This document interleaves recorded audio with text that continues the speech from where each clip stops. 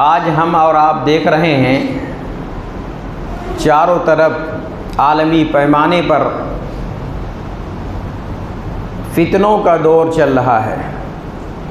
فتنے سر اٹھا کے بول رہے ہیں، فتنے اتنے زیادہ سر اٹھا کے بول رہے ہیں کہ ہمارے گھروں پر دستک دے رہے ہیں، اور بالخصوص ان فتنوں میں ہماری جو نئی نسل ہے، نوجوان لڑکے اور لڑکیاں اس چنگل میں پھنس رہے ہیں، ان فتنوں کے شکار ہو رہے ہیں۔ آئیے اس آیت کریمہ کی روشنی میں ہم غور و فکر کرتے ہیں۔ اللہ سبحانہ تبارک و تعالیٰ نے فرمایا وما محمد الا رسول، محمد صلی اللہ علیہ وسلم ایک رسول ہیں، قد خلت من قبلہ الرسل، اور آپ سے پہلے بہت سے رسول آئے اور گزر گئے۔ وما محمد الا رسول قد خلت من قبلہ الرسل، آپ سے پہلے بہت سے رسول گزر چکے ہیں۔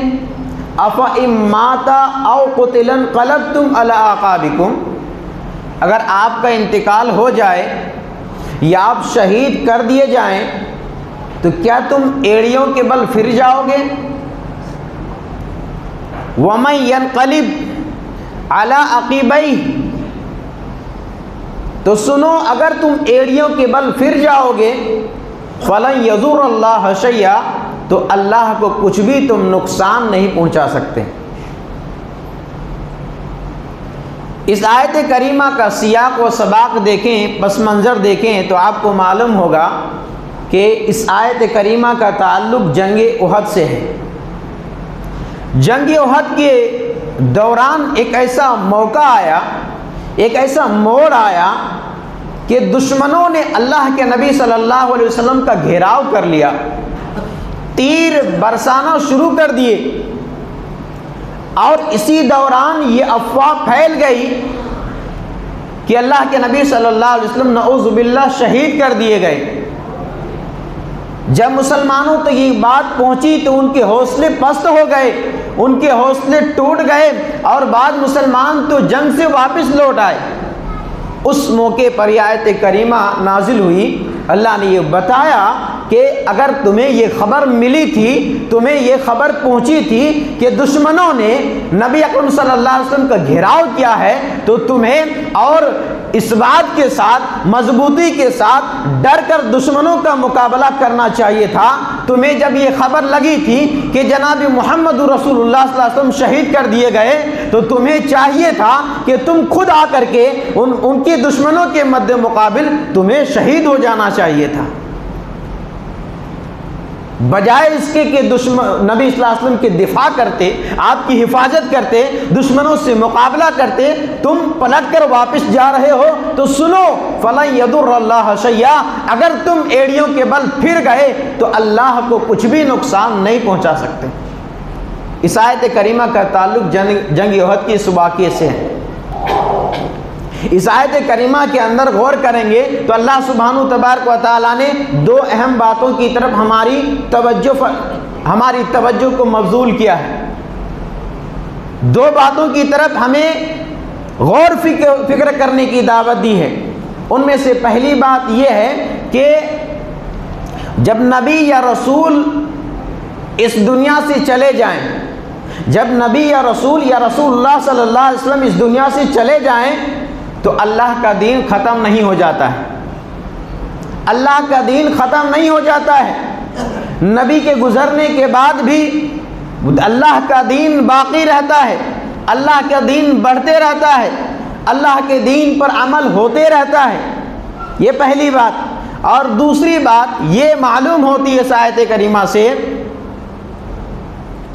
کہ اللہ کے انبیاء اور رسول گزرنے کے بعد دین ختم تو نہیں ہوتا ہے، لیکن کچھ ایسے لوگ موجود ہوتے ہیں، کچھ ایسے لوگ پیدا ہوتے ہیں، کچھ ایسے لوگ آتے ہیں جو اللہ کے پیارے دین کو چھوڑ کر، جو اسلام کو چھوڑ کر، جو نبی اکرم صلی اللہ علیہ وسلم پر ایمان لانے کے بعد وہ پھر اپنے باپ دادا کے دین کی طرف پھر جاتے ہیں، وہ اپنے باپ دادا کے دین کی طرف پلٹ جاتے ہیں،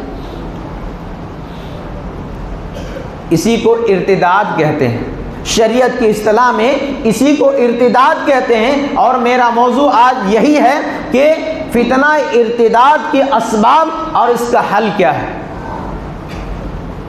ارتداد کہتے ہیں کہ اللہ پر ایمان لانے کے بعد، دین اسلام کو یقین کر لینے کے بعد، جناب محمد رسول اللہ صلی اللہ علیہ وسلم کی رسالت پر ایمان لانے کے بعد اگر کوئی اپنے باپ دادا کے دین پر واپس چلا جاتا ہے، مرتد ہو جاتا ہے، اسی کو ارتداد کہتے ہیں۔ اور جب ایسے لوگ ہوں گے اور جب ایسا معاملہ ہوگا، جب لوگ مرتد ہو جائیں گے، تو اللہ تعالیٰ نے ایسے لوگوں کے بارے میں سورہ المائدہ کے اندر فرمایا، یا ایھا الذین آمنوا، اے ایمان والو، من یرتد منکم عن دینہ، سنو جو شخص تم میں سے کوئی مرتد ہو جائے، دین سے پھر جائے، اپنے آباء و اجداد کے دین کی طرف پلٹ جائے، فسوف یأتی اللہ بقوم یحبہم ویحبونہ، تو سنو اللہ تبارک و تعالیٰ تمہاری جگہ ایسے لوگوں کو لے کر کے آئے گا جن سے اللہ محبت کرے گا اور وہ اللہ سے محبت کریں گے۔ یعنی جب تم ارتداد کی فتنے میں تم بڑھ جاؤ گے، جب تم دین سے پھر جاؤ گے، مرتد ہو جاؤ گے، تو اللہ تمہیں ختم کر دے گا، اللہ تمہیں نیست و نابود کر دے گا، اور تمہاری جگہ ایسی نسل کو، ایسی قوم کو لے کر کے آئے گا جو اللہ کی محبوب ہوگی اور وہ اللہ سے محبت رکھتی ہوگی۔ اللہ تبارک و تعالیٰ نے ایک دوسرے مقام پر فرمایا ایسے لوگوں کے بارے میں کہ وَمَن يَكْفُرْ بِالْإِيمَانِ فَقَدْ حَبِطَ عَمَلُهُ، جو ایمان کے ساتھ ایمان کا انکار کرے، ایمان لانے کے بعد کفر کر دے، ایمان کا انکار کر دے، فقد حبط عملہ، اس کے سارے زندگی کے اعمال برباد ہو جاتے ہیں، اس کے نامہ اعمال میں قیامت کے دن ایک نیکی نہ ملے گی، ایک اچھائیاں، ایک بھلائیاں نہ ملے گی، اس کے ساری زندگی کے اعمال برباد ہو جاتا ہے۔ اور ایک جگہ سورہ بقرہ کے اندر اللہ نے فرمایا کہ وَمَن يَرْتَدِدْ مِنْكُمْ عَنْ دِينِهِ فَيَمُتْ وَهُوَ كَافِرٌ فَأُولَٰئِكَ أَصْحَابُ النَّارِ، کہ تم میں سے جو بھی شخص ارتداد کرے، مرتد ہو جائے، دین اسلام کو چھوڑ کر کسی اور دین کو گلے سے لگا لے اور اسی حالت میں، کفر کی حالت میں مر جائے، تو یہی لوگ جہنمی، یہی لوگ اللہ تعالیٰ نے فرمایا جو مرتدین ہوتے ہیں، دین سے پھر جاتے ہیں، اب وہ چاہے کسی معاملے میں ہو، کسی مجبوری میں ہو، اگر دین سے مرتد ہو جاتے ہیں، بے دین ہو جاتے ہیں، تو ان کا ٹھکانہ جہنم ہے، ان کے سارے اعمال برباد ہیں، اور اللہ تعالیٰ ایسی نسلوں کو تباہ و برباد کر کے دوسری قوم کو لے آتا ہے۔ آئیے آگے بڑھیے اور ہم یہ جائزہ لیں کہ یہ فتنے سر کیوں اٹھا رہے ہیں، فتنے سر چڑھ کر کیوں بول رہے ہیں، نوجوان لڑکے اور لڑکیاں ان فتنوں کا شکار کیوں ہو رہے ہیں۔ سب سے پہلے ڈاکٹر کا کام ہوتا ہے کہ بیماری پکڑے، بیماری مرض پکڑے کہ مرض کیا ہے، اور اس کے بعد پھر اسی حساب سے اس کا دوا دے۔ ہماری ذمہ داری ہے، پوری قوم اور سماج کی ذمہ داری ہے، جب فتنے سر اٹھا رہے ہیں تو پورے سماج کو، چاہے وہ کسی مسلک سے تعلق رکھنے والا ہو، سر جوڑنا چاہیے، ایک جگہ مل بیٹھ کر کے ایک مضبوط فیصلہ لینا چاہیے، آخر ایسا کیوں ہو رہا ہے، غور فکر کرنا چاہیے کہ یہ فتنے کیوں جنم لے رہے ہیں، یہ فتنے سر اٹھا کر کیوں بول رہے ہیں، ہمارے گھروں تک دستک کیوں دے رہے ہیں۔ ہم سب کو سر جوڑنا چاہیے۔ اس کے کئی اسباب ہیں، اور اسباب کے ساتھ ساتھ میں حل بھی بتاؤں گا کہ اس کا حل کیا ہے، سبب کیا ہے اور حل کیا ہے۔ کہ فتنہ ارتداد کے اسباب میں سے ایک سب سے پہلا سبب، سب سے اہم سبب اور سب سے بڑی وجہ اگر کوئی ہے تو وہ یہ ہے کہ دینی تعلیم سے دوری ہے، قرآن سے دوری ہے، حدیث سے دوری ہے، سنت رسول صلی اللہ علیہ وسلم کی اتباع سے دوری ہے۔ جب علم نہیں ہے، یہ بنیادی اسباب ہے۔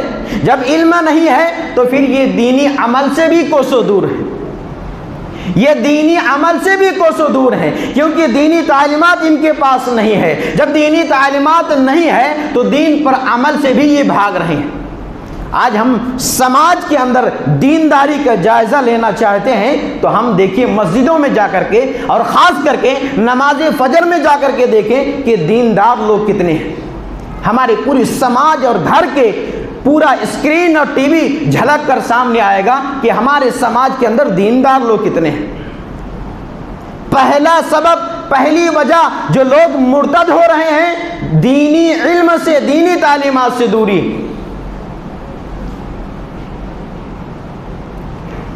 کتنا دوری ہے آپ کو معلوم ہے؟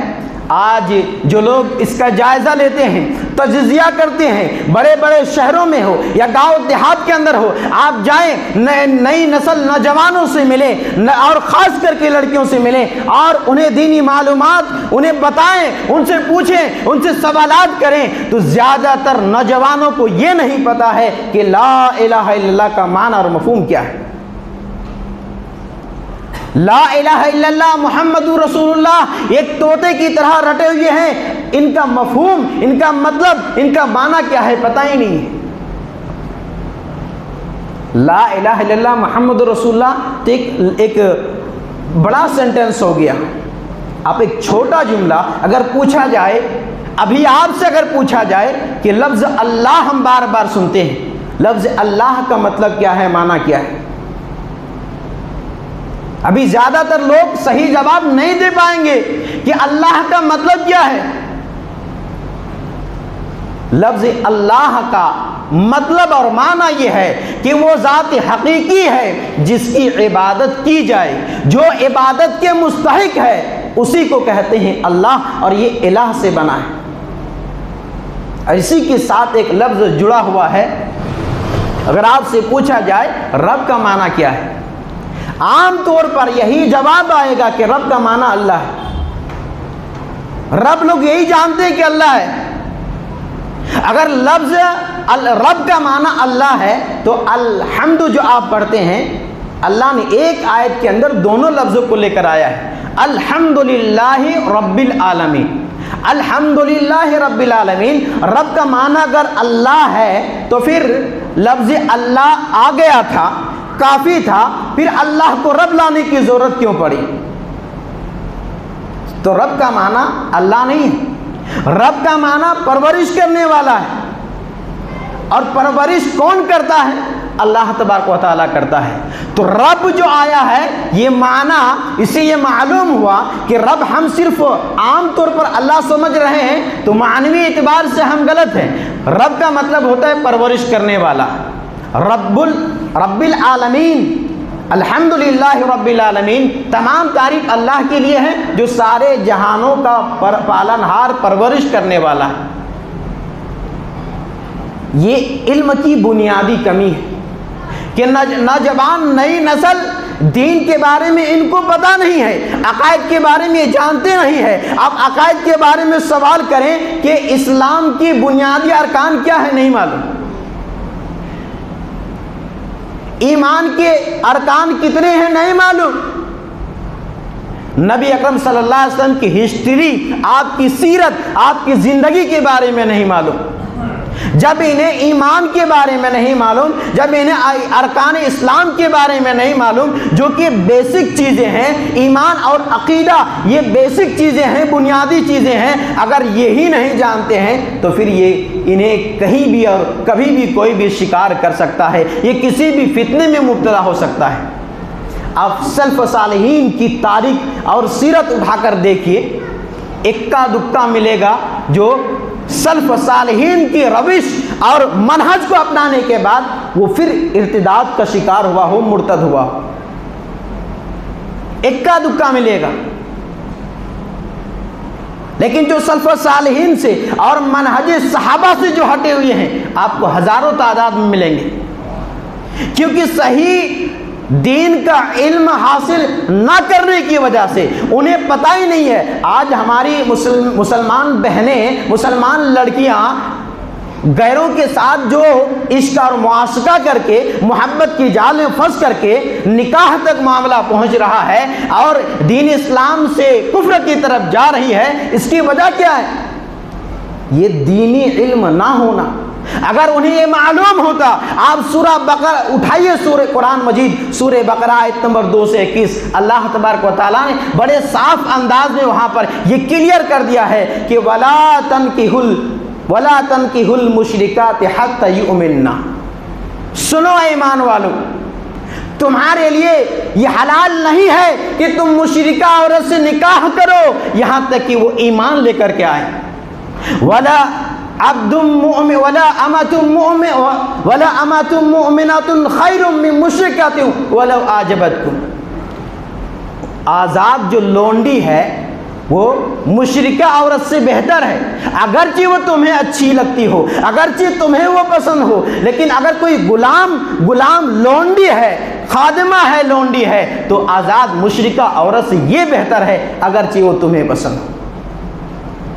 یہاں مسلمانوں کو، ایمان والوں سے کہا گیا ہے کہ مشرک عورت سے تم نکاح نہیں کرو گے، یہ اللہ کا فرمان ہے، اللہ نے منع کر دیا ہے۔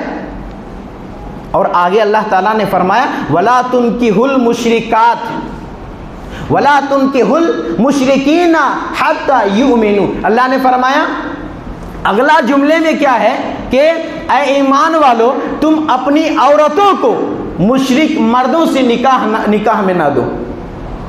تم اپنی بیٹیوں کو، بہنوں کو، اپنی عورتوں کو، بیواؤں کو تم مشرک مرد سے نکاح میں نہ دو حتی یؤمنوا، یہاں تک کہ وہ ایمان لے کر کے آ جائیں۔ وَلَعَبْدٌ مُؤْمِنٌ خَيْرٌ مِّن مُشْرِكٍ وَلَوْ أَعْجَبَكُمْ۔ اور ایک غلام مومن ہے، ایمان والا ہے، آزاد مشرک ہے، تو آزاد مشرک سے ایک ایمان والا غلام بہتر ہے اگرچہ وہ تمہیں پسند آئے۔ آگے اللہ تعالیٰ نے فرمایا کہ یہ لوگ تمہیں آگ کی طرف، جہنم کی طرف بلا رہے ہیں۔ واللہ یدعو الی الجنہ والمغفرۃ بإذنہ، اور اللہ تبارک و تعالیٰ تمہیں جنت اور مغفرت کی طرف بلا رہا ہے۔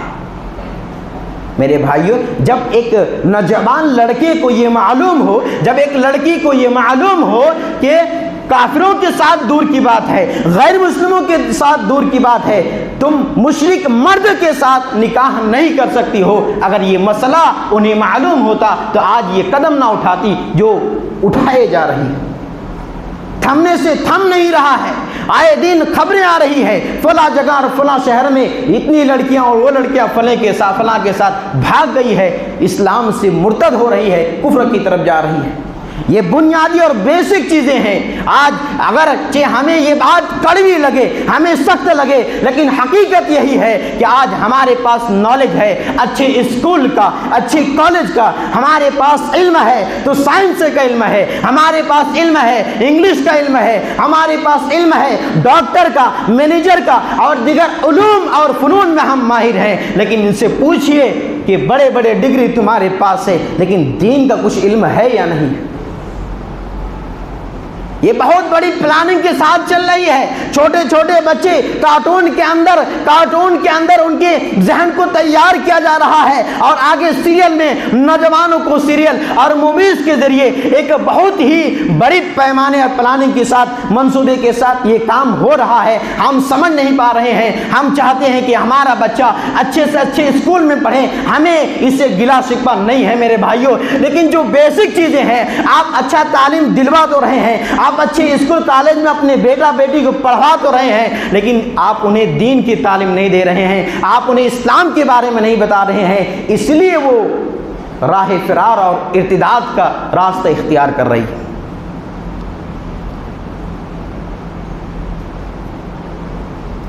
ہماری ذمہ داری کیا ہے؟ ہماری اور آپ کی ذمہ داری کیا ہے؟ اگر اس کو روکنا ہے، اگر سدباب کرنا ہے، اگر فتنہ ارتداد کو روکنا ہے، اور روکنا بھی ضروری ہے، ہماری ذمہ داری ہے کہ جب علم سے دور ہے، اس وجہ سے مبتلا ہے ارتداد فتنہ میں، تو سب سے پہلی ذمہ داری، بنیادی ذمہ داری ہے کہ ہم انہیں دین اسلام سے جوڑیں۔ ہم اچھے اپنے ایریے میں، اپنے علاقے میں، ہم اپنے قوم کے لیے اور قوم کی بیٹوں اور بیٹیوں کے لیے اچھے کالج، اچھے اسکول اور اچھے تعلیم گاہوں کا انتظام کریں۔ آج ہمارے سماج کے اندر آپ کو شادی بیاہ ہال مل جائیں گے، شادی کرنے کے میرج ہال مل جائیں گے، لیکن ایک اچھے اسکول دکھا دیں کہ ہمارے سماج کے اندر، ہماری قوم کے لیے اور نئی نسل کے لیے کوئی ایک اچھا اسکول ہو، کوئی ایک اچھی کالج اور ایک اچھا ڈھنگ کا یونیورسٹیز ہو۔ اس پر ہمارا کوئی منتھن نہیں، اس پر ہماری کوئی غور و فکر نہیں ہے۔ تو ہماری ضرورت ہے کہ ہم ان بنیادی جو تعلیمات ہے، ان تعلیمات کے لیے ہمیں انتظام کرنے کی ضرورت ہے۔ انہیں جوڑا جائے دینی تعلیمات سے، انہیں جوڑا جائے دین پر عمل کرنے سے۔ آپ کو میں ایک دو مثال دے کر کے اپنی بات کو ختم کرتا ہوں کہ دیکھیے، جب انسان کے پاس، اللہ کے بندے کے پاس ایمان یہ پالیں، ایمان کی لذت کو یہ پالیں، ایمان کی حلاوت اور چاشنی کو پالیں، تو اس کی جان چلی جا سکتی ہے، جان کو قربان کر سکتا ہے، لیکن یہ کبھی بھی ایمان سے سودا نہیں کر سکتا ہے۔ آپ کو یاد ہوگا کہ فرعون کے زمانے میں جب اللہ تبارک و تعالیٰ کا حکم آیا موسیٰ علیہ السلام کو کہ آپ جائیں فرعون کو دعوت دیں، فرعون سے کلام کیے، بات کیے، انہیں پیغام رب کا پہنچایا۔ فرعون نے کہا کہ یہ تو جادو ہے، یہ کرتب دکھا رہے ہیں۔ بڑے حال ایک دن طے ہوا اور فرعون نے بڑے ہائر کیا جادوگروں کو، اور جادوگروں کے ساتھ حضرت موسیٰ علیہ السلام کا مقابلہ کیا۔ جادوگروں نے کرتب دکھائے، موسیٰ علیہ السلام اس وقت بھی ڈر رہے تھے۔ اللہ نے کہا لا تخف، ڈرے نہ، آپ اپنی عصا لاٹھی کو ڈالے تو صحیح، رسی کو ڈالے تو صحیح۔ بہرحال جب جادوگروں نے دیکھا کہ موسیٰ علیہ السلام جادو نہیں دکھا رہے ہیں، یہ کوئی کرتب نہیں دکھا رہے ہیں، یہ اللہ کی طرف سے معجزہ ہے، اسی وقت تمام جادوگر جو کہ مقابلے کے لیے آئے تھے اور جیتنے کے عزم ارادے سے آئے تھے، اسی وقت سجدے میں گر جاتے ہیں۔ قالوا آمنا برب ہارون برب موسیٰ و ہارون، اور اسی وقت موسیٰ اور ہارون کے رب پر ایمان لے کر آتے ہیں۔ تو اس وقت ابھی ایمان لائے ہوئے تھوڑا ہی دیر ہوا تھا، کچھ ہی دیر ہوا تھا، فرعون کا فرمان جاری ہوتا ہے۔ فرعون اعلان کرتا ہے سنو، ابھی میرا حکم آیا نہیں ہے، اتنے جلدی تم نے پاسا پلٹ دیے، تم ادھر پلٹ گئے، تم ایمان لے کر آ گئے، سنو میں تمہیں تمہارا ہاتھ اور پاؤں کاٹ دوں گا، میں تمہیں سولی پہ لٹکا دوں گا، میں تم سب کو یہ سزا دوں گا۔ فرعون نے کہا ابھی کچھ ہی دیر ہوا تھا، ایمان کی لذت اور مٹھاس کو محسوس کیے جادوگروں نے، کہا کہ سنو فرعون، ہم ایمان لا چکے ہیں رب پر، اب تمہیں جو کرنا ہے کر لو، اب ہم مریں گے جیئیں گے اللہ کے لیے، مر کے اللہ ہی کے پاس جانا ہے، اور فرعون تمہیں بھی اللہ کے پاس جانا ہے، تمہیں جو کچھ کرنا ہے۔ ہم تو اللہ سے دعا کرتے ہیں کہ اللہ ایمان لے کر آئے ہیں، ہماری موت ہوتی ایمان کی حالت میں ہو۔ اسے کہتے ہیں ایمان، اسے کہتے ہیں ایمان کی حلاوت، ایمان کی چاشنی، ایمان کی مٹھاس۔ تو جو بھی بندہ یا بندی ایمان کی حلاوت کو اگر پالے، کب پائے گا؟ کب پائے گی ایمان کی حلاوت کو؟ جب انہیں پتا چلے کہ ایمان قبول کرنے کے بعد ایمان کے اندر اتنی شیرینی ایمان ہے، مٹھاس سے حلاوت ہے کہ ایمان قبول کر لے۔ وہ بندہ جان دے سکتا ہے، وہ بندی جان دے سکتی ہے، لیکن کفر کے ساتھ اور شرک کے ساتھ کبھی بھی کمپرمائز نہیں کر سکتے۔ اصحاب اخدود کا واقعہ آپ نے سنا ہوگا، آپ سورہ 30 پارے کے اندر سورہ بروج پڑھیے، اس میں اصحاب اخدود کا واقعہ اللہ تعالیٰ نے بیان کیا ہے۔ ان کا جرم کیا تھا؟ اصحاب اخدود کا جرم کیا تھا کہ اس کے زمانے کے بادشاہ نے ایک خندق، ایک گڈھا کھدوایا، لکڑی کو جلایا، اور اس سارے قبیلے والے کو جو کہ کرامت دے کر رب کی ذات پر ایمان لے کر آئے تھے، اللہ رب العالمین نے فرمایا وَمَا نَقَمُ مِنْهُمْ إِلَّا أَن يُؤْمِنُوا بِاللَّهِ الْعَزِيزِ الْحَمِيدِ۔ ان کا جرم صرف اتنا تھا کہ وہ اللہ کی ذات پر ایمان لائے تھے۔ اس وقت کے ظالم بادشاہ نے آگ میں ڈلوا دیا، سارے لوگ جو ایمان لائے تھے آگ میں ڈلوا دیا۔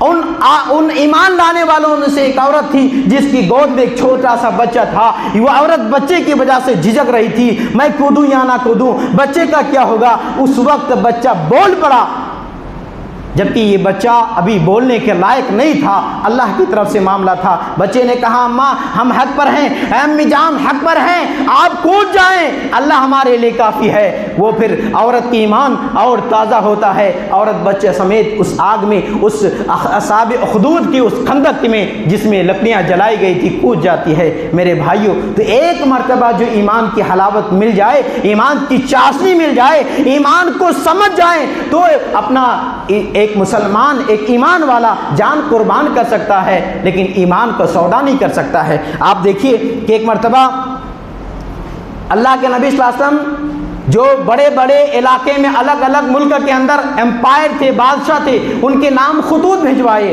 اور ان خطوط میں سے ہرقل کے نام بھی ایک خط بھیجا۔ جب ان کے پاس خط پہنچا تو نبی صلی اللہ علیہ وسلم کے بارے میں اور ان کے دین کے بارے میں جاننے کی اچھا ظاہر ہوئی۔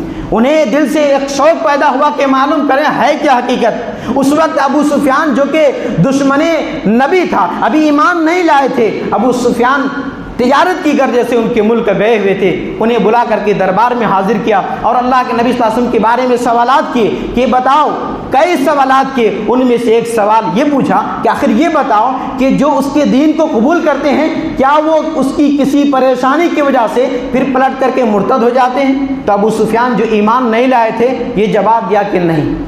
تب ہرقل بادشاہ نے یہ کہا تھا کذالک الایمان، یہ ایمان کی یہی خاصیت ہے، جو ایمان کی مٹھاس کو جو ایک مرتبہ پالے وہ ایمان کو کبھی چھوڑ نہیں سکتا ہے۔ میرے بھائیوں، تو سب سے بنیادی کمزوری کیا ہے کہ آج نوجوان نسل کا ایمان کتنا مضبوط ہے معلوم ہے؟ آپ کو بتاؤں، ایک فارم پر کرتے ہیں نا، فارم پر کرنے میں ایک کالم ہوتا ہے، ایک جگہ ہوتا ہے جہاں یہ لکھنا ہوتا ہے کہ تمہارا مذہب کیا ہے۔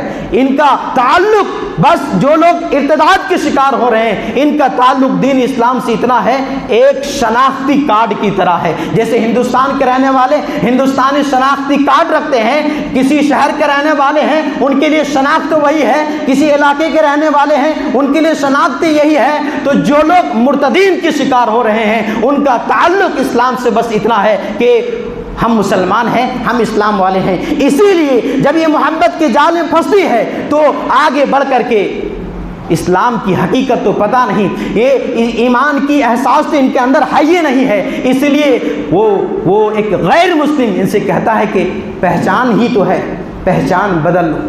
پھر اس کو قربانی دینے میں ذرا دیر نہیں لگتی ہے، ذرا دیر نہیں لگتی ہے، کیونکہ ایمان کی لذت، ایمان کی مٹھاس پتہ ہی نہیں ہے کہ ایمان قبول کرنے کے بعد اس راہ میں اگر مر جائیں تو اللہ کے ہاں کتنا بڑا درجہ ہے، ان کو نہیں معلوم ہے۔ ایک شناختی اور آئی ڈی کارڈ کی طرح اسلام کا ان کا تعلق ہے۔ جب ان کا تعلق اتنا کمزور ہے تو کوئی بھی اچک سکتا ہے، کبھی بھی اس کا باغ دوڑ ٹوٹ سکتا ہے۔ ہماری ذمہ داری ہے، وقت بہت تیزی سے نکلتا جا رہا ہے، ہماری ذمہ داری ہے کہ ہم نوجوان نسل کو دینی تعلیم سے جوڑیں، نوجوان نسل کو دینی عمل سے جوڑیں۔ ان بنیادی یہ تعلیمات ہیں، اسباب ابھی بہت سارے ہیں، انشاءاللہ قسط وار میں اگلے جمعہ اس طرح آپ کے سامنے یہ باتیں اور اسباب اس کا حل بیان کرتا رہوں گا۔ ہماری ذمہ داری اور آج کی جمعہ کا جو خلاصہ کلام ہے، دو چیزوں سے ہمیں جوڑنا ہوگا۔ نوجوانوں آپ سے بھی گزارش ہے اور میری مائیں بہنیں آپ سے بھی گزارش ہے، سرپرستوں سے گزارش ہے کہ آپ دنیاوی تعلیم دیں، کوئی رکاوٹ نہیں ہے، لیکن آپ دین اسلام کی جو بیسک چیزیں ہیں آپ اس کا بھی بہترین انتظام کریں، ان کو عملی میدان میں آگے لے کر کے آئیں۔ آخر میں رب العالمین سے دعا ہے اللہ تبارک و تعالی ہم سب کو کہنے سننے زیادہ عمل کرنے کی توفیق عنایت فرما۔ اللہ العالمین جو گمراہی میں پڑے ہوئے اللہ انہیں صراط مستقیم پر ہدایت نصیب فرما، اللہ انہیں صراط مستقیم پر چلنے کی توفیق عنایت فرما۔ جو ارتداد کا شکار ہیں اللہ انہیں اسلام کی سچی محبت نصیب فرما اور اسلام کی محبت، ایمان کی چاشنی ان کو نصیب فرما، اور پھر وہ پلٹ کر کے دین اسلام کو قبول کر لے، اللہ اس کی توفیق عنایت فرما۔ العالمین جو پریشان ہیں ان کی پریشانی کو دور فرما، جو بیمار ہے اللہ ان کی بیماری کو دور فرما، انہیں شفاء کاملہ عاجلہ عطا فرما، جو قرض میں مبتلا ہے اللہ ان کی ادائیگی میں آسانی عطا فرما، آمین یا رب العالمین۔